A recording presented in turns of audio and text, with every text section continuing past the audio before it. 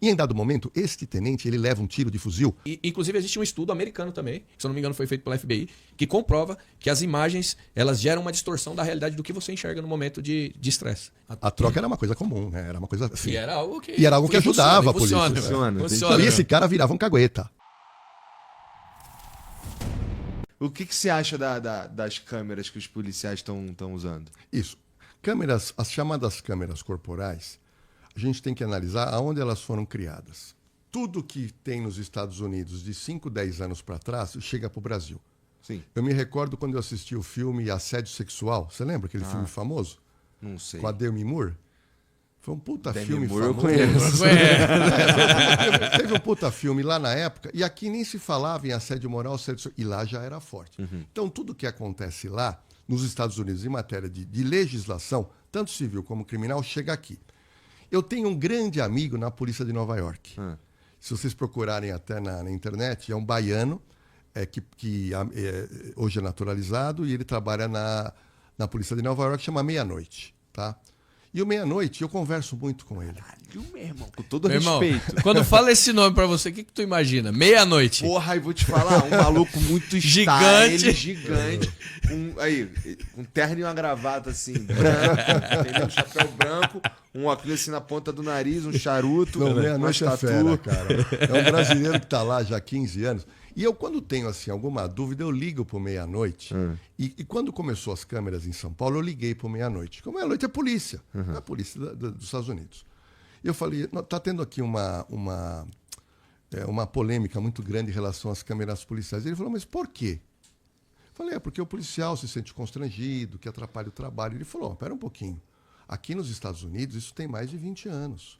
E aquilo o policial aceita e a sociedade aceita. Então, lá, tudo que começa, a resistência. Essa resistência, com o tempo, ela vai sendo minimizada e depois ela é aceita. Então, isso vem dos Estados Unidos como de outros países. O fator muito positivo é a prova que você faz para ser apresentada contra um criminoso. E outro detalhe, o Nando sabe muito bem disso, as pessoas desacatam muito o policial. As pessoas distratam muito o policial. E com a câmera, muita gente se inibe de falar. Inibe. Isso é ponto positivo. Muita gente se inibe. Porque imagina, você começa a desacatar, o policial aciona, quando ele vê a luz estralando, vê que tá gravando, o cara Segura a onda. ele segura a onda. Isso de fato é um fator positivo da câmera. Olha, teve uma ocorrência, Igor. Que viagem. Eu acho uma viagem, cara. Efeito psicológico, cara. Teve uma ocorrência que a gente gravou no meu programa, na Operação de Risco. Foi uma ocorrência muito triste. Eu não distrato. Ou por medo ou por respeito. Eu não distrato. Não, Os dois estão ligados. Não, um batalhão de choque entrou na favela do Paraisópolis. Uma grande operação, isso foi ano passado, tá? Então entrou muita gente e eles trocaram tiro com a PM. Então houve troca de tiro, os policiais todos com baricã e um tenente que estava abrigado, fazendo disparo de fuzil contra fuzil. E em dado momento, este tenente, ele leva um tiro de fuzil, acho que o sargento ficou sabendo, Foi na no antebraço. Tá? Esse criminoso que atirou também foi acertado, foi socorrido e não morreu. E a bodycam gravou essa cena. Gravou a cena da pessoa atirando e gravou a cena do tenente sendo atirado. Então nós trouxemos o tenente no meu programa, a Polícia Militar me cedeu essas imagens, mostramos como se fosse um filme, mas é um filme da vida real. Tá? Então a câmera, nessas situações, ela te ajuda a fazer prova contra o criminoso. Entendi. Então há situações que ela é... Ela tem situações benéficas. Sim. O que muitas vezes, que aí entra no ponto de vista prático, principalmente meu, é algumas análises que eu faço da distorção do uso da câmera. O senhor citou muito bem, foi muito feliz, que foi algo importado, foi algo trazido dos Estados Unidos. Lá nos Estados Unidos, você sabia que é proibido utilizar como prova contra o policial a câmera? As imagens? Não sabia. E aí eu explico por quê. Porque, por exemplo, a câmera ela grava em 60 frames por segundo em 4K. Eu acredito que chama os lumens dela, né? A captura de lumens dela, se você pegar uma imagem no celular do ambiente totalmente escuro, você pega na câmera, parece que é de dia. Uhum. Então, ou seja, a imagem é distorcida da realidade, do que Sim, o olho sim. humano está enxergando. Bem como a situação. Muitas vezes você vai sacar uma latinha dessa, eu posso enxergar uma arma, dependendo do nível de estresse que eu esteja, na atuação, da onde eu tenha vindo. Você imagina nessa própria troca de tiro que o tenente estava. Ele acabou de ser baleado, ele acabou de tomar um monte de tiro de fuzil, de repente me aparece um cara com um objeto escuro na mão, num ambiente escuro. E esse tenente efetua disparo contra essa pessoa. E muitas vezes as imagens também... devia ter pensado. Não, Pô, irmão, o que é isso? É um porque fuzil? as E se for? as pessoas justamente, muitas vezes, quando é utilizado no processo, o que é feito? O desdobramento dos frames, 60 frames por segundo, são 60 fotos. Então o cara pega foto a foto, pá, aqui, ó. Nesse exato momento ele deveria ter visto que era uma garrafa de coca e que não era uma arma. Tem se utilizado isso processualmente, e aí é onde os policiais que estão atuando, o cara começa a ficar amedrontado. Ele fala, porra, mano. Tem uma situação, por exemplo, se eu não me engano, foi em Ribeirão Preto, que o policial tinha tomado um monte de tiro, na sequência tem um indivíduo descendo do carro, o policial efetua disparo nesse cara. E aí foi feito o desdobramento das imagens, que passou até no Fantástico. E aí foi feito o desdobramento das imagens e começaram a utilizar para falar que o policial não deveria ter atirado naquele segundo indivíduo. Aí você fala, peraí, meu irmão, você está tomando tiro, sua vida está sob risco, é fração de segundo, você atira ou não atira.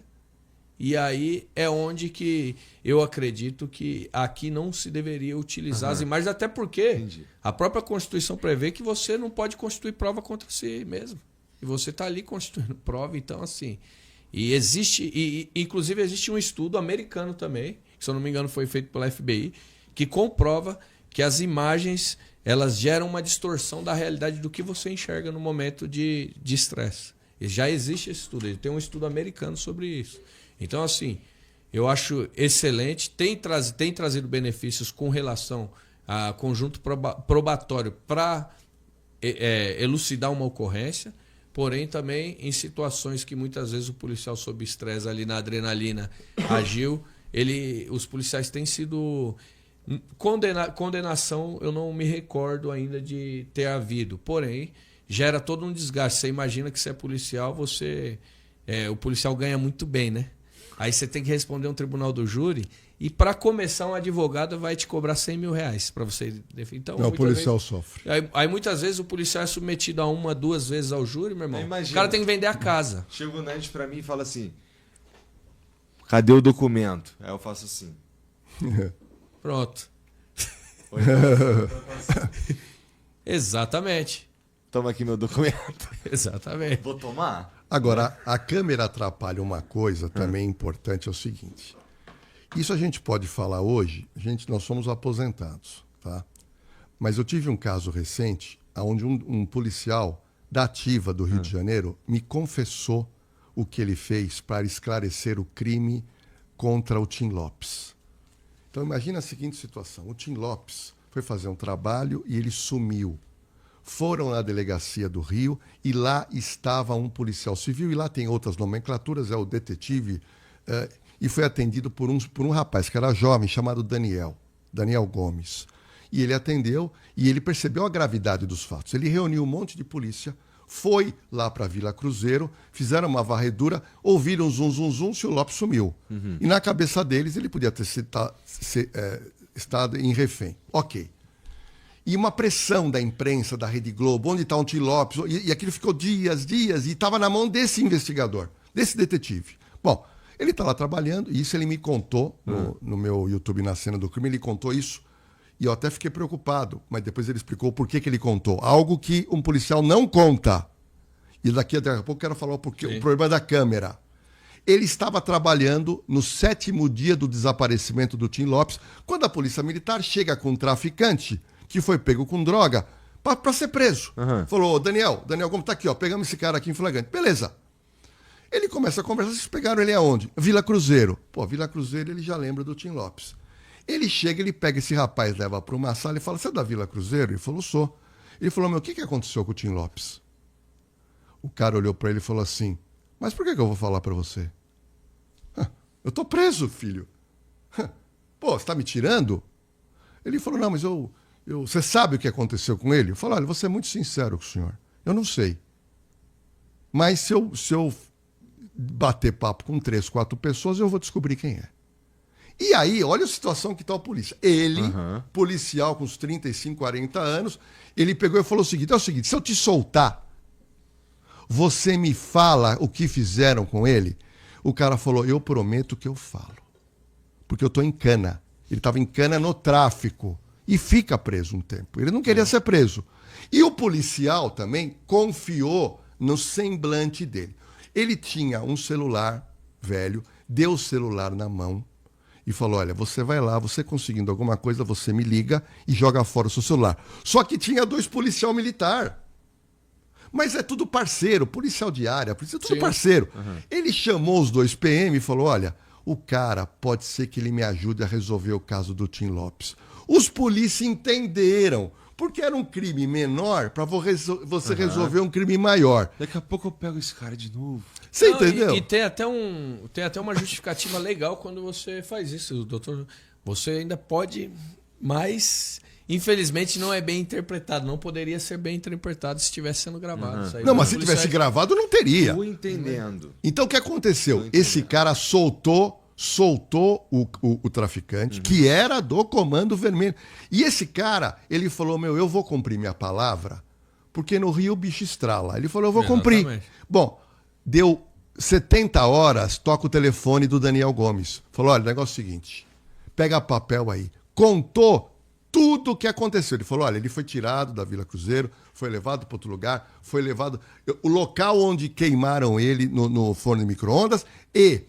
Os restos, as cinzas estão em tal lugar. E ele falou, pega a caneta. Igor, o cara fez um mapa. Falou, você vai subir o morro tal, você vira na terceira árvore. E eu fiz um X. O Daniel Gomes pega tudo aquilo, junta a polícia, vai e chega nesse lugar como se fosse o mapa do tesouro. E chegando lá, ele encontra debaixo da pedra uma série de cinzas.